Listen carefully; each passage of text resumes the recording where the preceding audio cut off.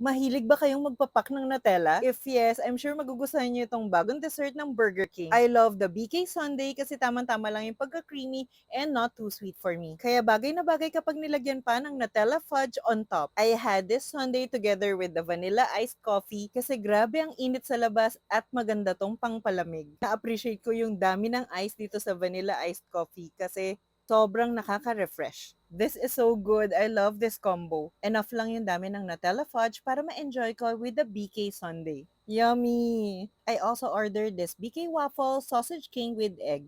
It has maple syrup inside. Okay na combination yung tamis nito with the alat ng sausage. Sarapan ako kasi medyo nag-caramelize yung maple syrup sa loob. Medyo may parts lang na tumigas and dumidikit sa ngipin. The waffle is parang denser version ng pancake.